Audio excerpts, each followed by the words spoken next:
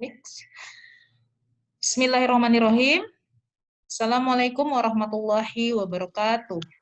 Waalaikumsalam warahmatullahi wabarakatuh. Waalaikumsalam warahmatullahi wabarakatuh. Untuk kita semua yang telah bergabung ya di room Zoom dalam rangka pembelajaran PKN pada hari ini, puji syukur kepada Allah Subhanahu Wa Taala, rahmat dan ridhonya kita masih diberikan begitu banyak nikmat kesehatan ya, kita masih diberikan kesehatan di tengah-tengah kondisi pandemi yang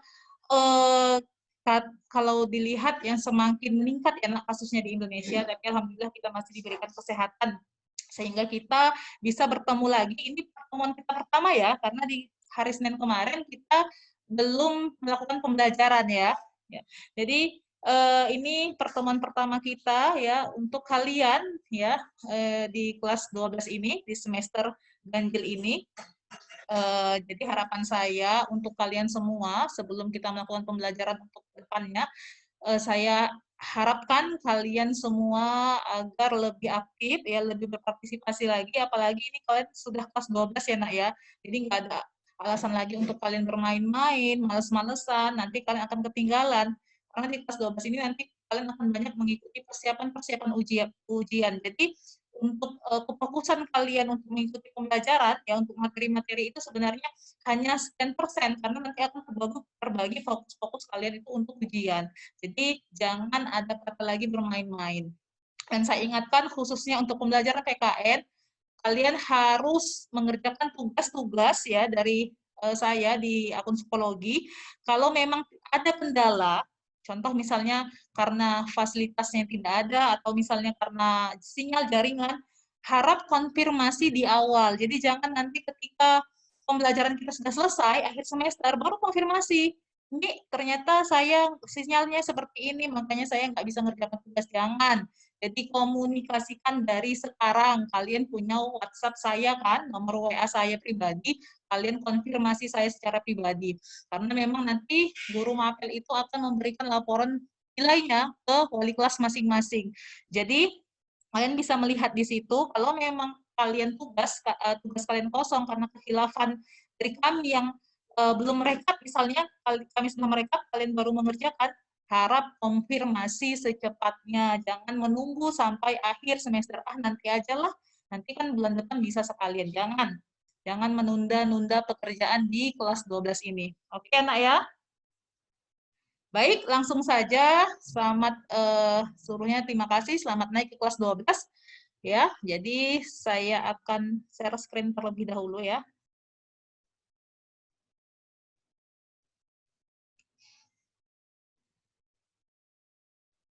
Kelihatan PPT saya? Kelihatan ya? Bisa. Kelihatan, Mam. Iya. Kelihatan. Nah, materi pertama kita ya untuk semester ganjil ini adalah, kalian punya buku paket? Sudah dibagikan buku paketnya? Belum ya. Oh ya, belum ya. Oke, materi pertama kita adalah di bab dari kasus-kasus pelanggaran hak dan pengingkaran kewajiban warga negara. Ya, subtemanya adalah makna hak dan kewajiban warga negara. Jadi kali ini kita akan memahami ya bagaimana hak dan kewajiban kita sebagai warga negara ya, karena sebagai warga negara yang baik kita bukan hanya menuntut hak kita saja, tapi kita juga memiliki kewajiban kita ya. Jadi semuanya itu harus sejalan, antara hak dan kewajiban itu harus sejalan, harus seimbang agar apa terlaksananya pemerintahan di Indonesia ini ya berjalan dengan baik ya, antara warga negara dan pemerintahannya itu saling berjalan lancar ya. Oke. Jadi makna hak dan kewajiban dari warga negara. Jadi sebelumnya kita harus mengetahui dulu apa itu ya makna dari hak negara ya. Jadi negara ini sendiri memiliki hak khusus. Apa hak khususnya? Yaitu hak di bidang hukum, seperti menghukum orang ya, yang orang-orang yang bersalah, yang terkena kasus pidana, mencetak uang, itu hak negara ya, karena kita tidak diberikan kewenangan untuk mencetak uang masing-masing ya. Jadi memiliki tentara ya nak, membuat perjanjian dengan negara lain, menarik pajak, dan lain-lain itu adalah hak dari negara. Ya, nanti setelah kita mengetahui hak negara, nanti tentunya akan ada hak kita sendiri, hak sebagai warga negara. Ya. Nah, kewajiban negara juga ada. Jadi negara itu bukan hanya menuntut haknya, tapi ada kewajiban negara yang kewajibannya itu adalah hak dari kita sebagai warga negara. Apa saja kewajiban negara? Kewajiban negara itu ada tertuang dalam pembukaan Undang-Undang Dasar ya kan 1945 alinea keberapa? Alinea keberapa, Nak? Iya, 4. Ya, yaitu melindungi segenap bangsa Indonesia dan seluruh tumpah darah Indonesia, memajukan kesejahteraan umum serta mencerdaskan kehidupan bangsa ya, ikut melaksanakan ketertiban dunia. Itu merupakan salah satu kewajiban negara yang merupakan hak kita ya sebagai warga negara ya untuk mendapatkan apa yang tertera dalam Undang-Undang Dasar ya, pembukaan Undang-Undang Dasar alinea keempat. Oke. Nah, jadi kemudian kita akan mempelajari juga pengertian dari warga negara ya. Jadi hak negara dan kewajiban negara. Nah, warga negara. Pengertian warga negara itu menurut Kamus Besar Bahasa Indonesia adalah penduduk sebuah negara ataupun bangsa berdasarkan keturunan, tempat kelahiran, dan sebagainya, yang mempunyai kewajiban dan hak penuh sebagai seorang warga negara. Menurut KBBI ya. Menurut pakar ahli hukum, Dr. A.S. Hikam, mendefinisikan bahwa warga negara adalah anggota dari sebuah komunitas yang membentuk dirinya sendiri ya. Nah, kemudian ada berdasarkan pasal 26, ini dalam Undang-Undang Dasar kita, nah, warga negara adalah bangsa Indonesia asli dan bangsa lain yang disahkan dengan undang-undang sebagai warga negara. Apa maksudnya bangsa asli dan bangsa lain? Bangsa pribumi dan pendatang nih. Bangsa pribumi dan pendatang. Pribumi itu siapa?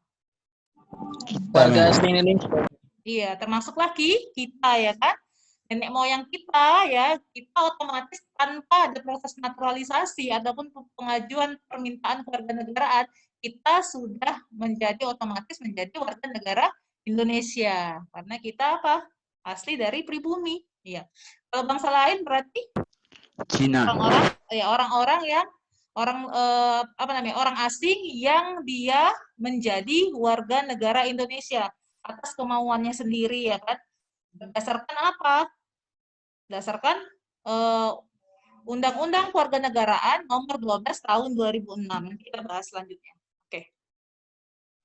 Selanjutnya, jadi menurut pasal 28E ayat 1 Undang-Undang Dasar 1945 ya, membagi kategori orang-orang yang tinggal di wilayah itu menjadi 2 kategori. Apa saja?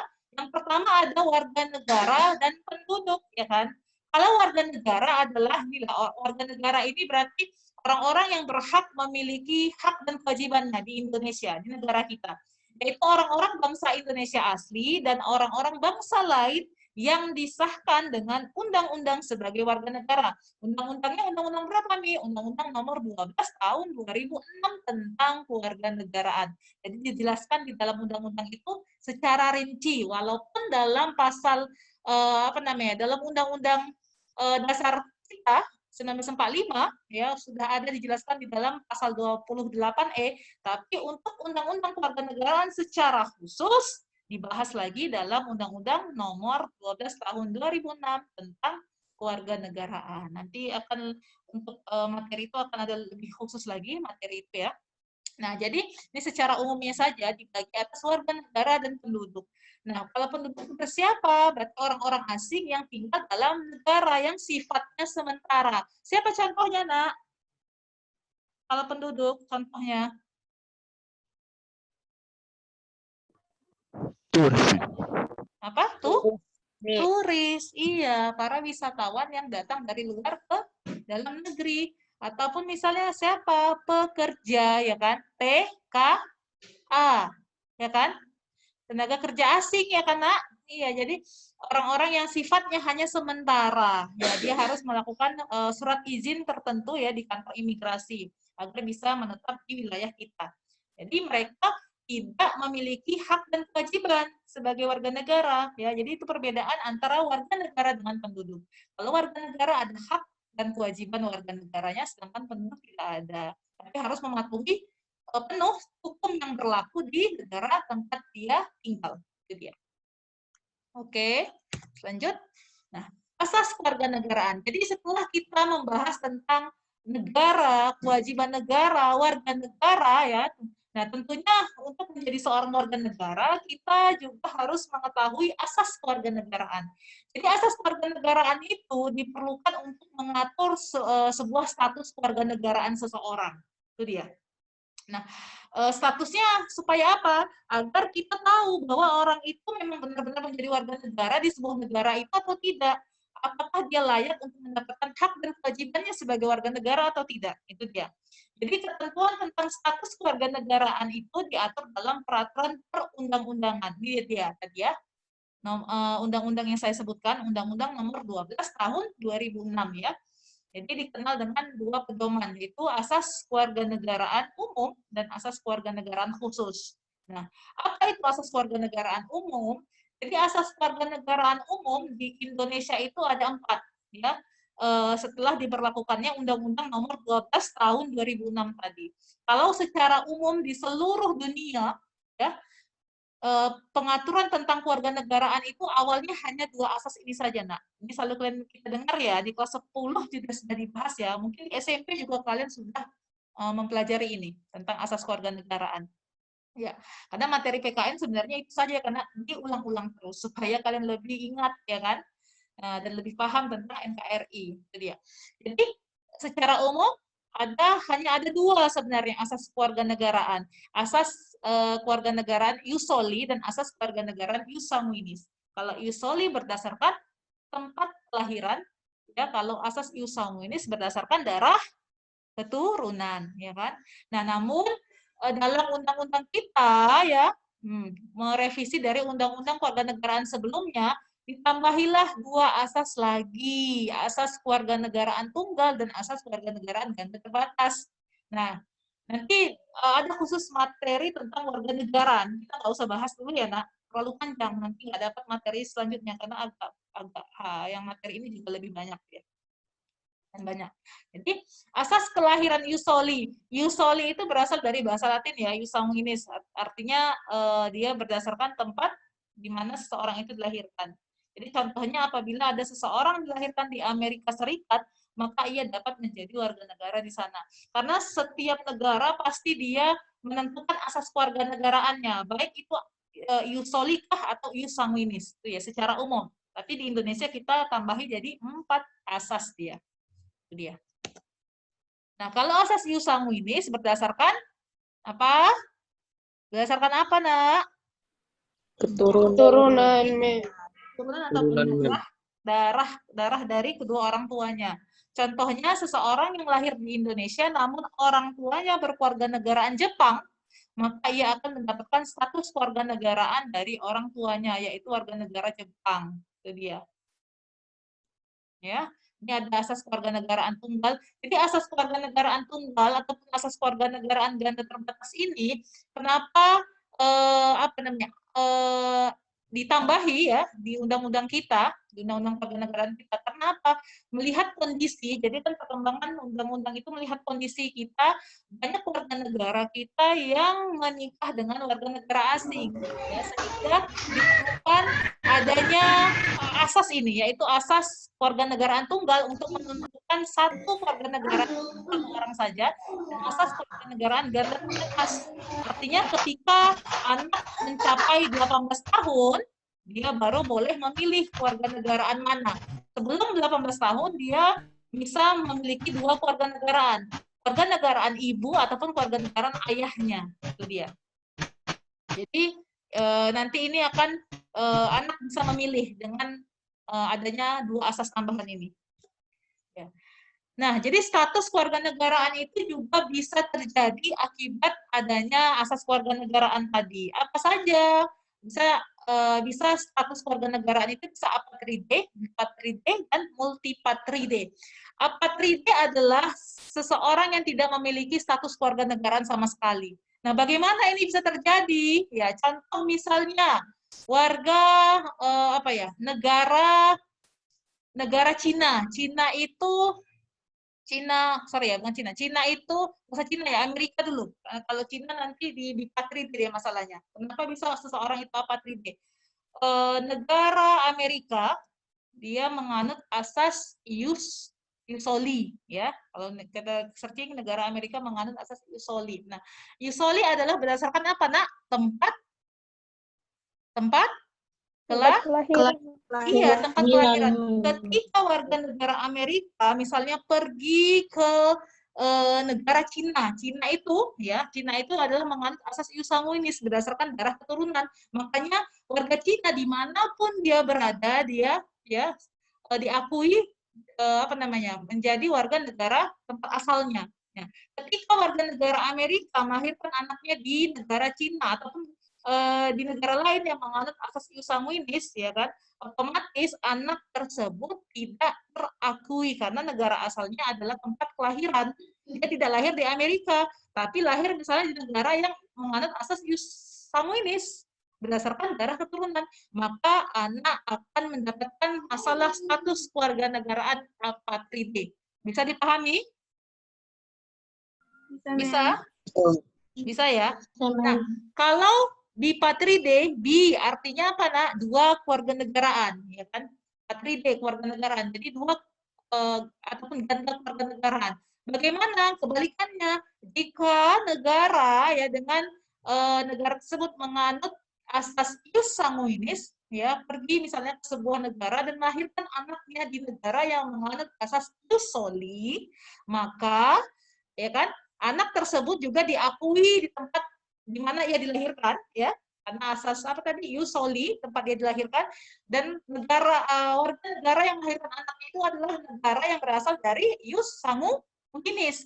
Artinya dua negara tersebut mengakui, maka terjadilah masalah bipatride. Maka anak tersebut memiliki dua keluarga negaraan. Bisa dipahami kira-kira? Bisa, Ya gitu ya. Nah, multipatride bagaimana? Jadi seseorang yang memiliki lebih dari dua status kewarganegaraan, yaitu seseorang penduduk yang tinggal di perbatasan antara dua negara. Nah, ini dia bingung. Kan banyak ya, Nak, ya. Kalau kita seperti di Kalimantan. Nah, karena kalau di Indonesia itu sendiri termasuk kita negara yang menganut asas ius sanguinis, semi ius sanguinis dan semi ius soli. Artinya kedua-duanya kita ambil, Nak. Itu dia. Jadi banyak dia negara-negara yang tinggal ya, warga negara yang tinggal di perbatasan negara, ya, dia tidak jelas patok batas negaranya. Nah, inilah yang bisa terjadi kasus multipatride, diakui di sebelah pihak negara tempat dia tinggal dan yang dekat dengan perbatasan negaranya. Artinya jadi bisa dua negara tersebut mengakui, ya. Apalagi kasusnya jika ibu dan ayahnya itu adalah perkawinan campuran beda negara juga, maka bisa terjadi multipatride. Ya, bisa dipahami ya kenapa bisa jadi banyak ya, banyak kewarganegaraan. Nah, dengan adanya masalah status kewarganegaraan inilah, makanya Indonesia itu menambahi dua status tadi, kewarganegaraan tunggal dan ganda terbatas. Artinya anak bisa memilih ketika usianya sudah 18 tahun ke atas, ya. Itu dia, mengajukan permohonan dia kantor imigrasi. Oke. Nah, jadi ada beberapa prosedur yang harus dilakukan dalam hal mendapatkan kewarganegaraan di Indonesia, ya. Jadi prosedur ini tetap masih sama diatur dalam undang-undang yang sebelumnya, yaitu cara memperoleh kewarganegaraan itu terjadi karena beberapa sebab. Sebab yang pertama itu adalah karena kelahiran, ya, karena kelahiran. Kedua, karena dikabulkannya permohonan, artinya orang tersebut melakukan proses naturalisasi, permohonan kewarganegaraan. Yang ketiga adalah karena kewarganegaraan itu sendiri, ya, karena kewarganegaraan kita seperti misalnya kita pribumi yang memang otomatis sudah menjadi warga negara Indonesia. Jadi karena kewarganegaraan itu sendiri, dan yang keempat karena perkawinan. Seseorang yang bisa bertukar kewarganegaraannya karena misalnya dia ikut suaminya pindah ke sebuah negara ikut menjadi warga negara suaminya, atau bisa jadi hanya tetap menjadi warga negara sebelumnya dan hanya sebatas ikut dengan suami, jadi menjadi penduduk lah di sebuah negara itu. Ya, tapi bisa jadi karena perpindahan perkawinan, pindah ikut suami atau suami ikut istri, seperti itu dia. Nah, jadi pewarganegaraan berdasarkan perkawinan itu ada juga beberapa asasnya. Asas kesatuan hukum dan asas persamaan derajat. Kalau dikatakan asas kesatuan hukum adalah dalam asas kesatuan hukum ini adalah suami istri mengikuti kewajiban suami yang seperti saya suami atau istri yang saya sebutkan tadi ya. Atau asas persamaan derajat. Dalam asas persamaan derajat, suami istri ini tetap berpegang pada kewarganegaraan sebelumnya, sebelum mereka menikah. Jadi menikah tapi tetap menganut kewarganegaraan di negara masing-masing. Jadi ada emansipasinya. Oke, itu dia. Sampai sini ada yang mau ditanyakan? Saya, Miss. Hah? Ya silahkan. Siapa? Daeng, Miss. Yang di slide penduduk dan warga negara itu, Miss. Iya, saya. Kita pindah. Ini saya masih bingung, Miss, definisi penduduk di sini, Miss. Iya. Karena Miss, kita kan tahu, Miss, kalau misalnya kita definisikan sensus penduduk lah katakan, Miss. Itu kan jadi berbeda arti, Miss. Ya, maksudnya? Sementara kan sensus penduduk itu untuk seluruh, Miss, bukan untuk orang-orang asing aja, Miss. Oh, ya maksudnya begini. Kalau kita lihat pendataan sensus penduduk, gitu kan? Iya, Mi. Iya, Mi. Kalau kita melihat pendataan sensus penduduk, itu kan bukan hanya pribumi saja yang disensus, gitu maksud kamu ya? Enggak, maksudnya gini. Data. Berdasarkan definisi yang Umi tampilkan ini, Mi, saya bingung. Karena kan penduduk di situ orang-orang asing yang tinggal dalam negara bersifat sementara. Sementara kita tahu sensus penduduk itu, Mi, keseluruhan dari negara itu disensus atau gimana? Oh iya, jadi kamu mempertanyakan makna yang ada di dalam set ini. Iya, Mi. Iya, jadi kalau berdasarkan kan tadi berdasarkan pasal 28E ya, jadi kan kita itu dibagi menjadi orang-orang ataupun orang-orang yang tinggal di wilayah Indonesia itu dibagi menjadi warga negara dan penduduk gitu. Artinya nanti kalau kita masuk ke materi, makanya saya bilang nanti kita ada materi tentang warga negara.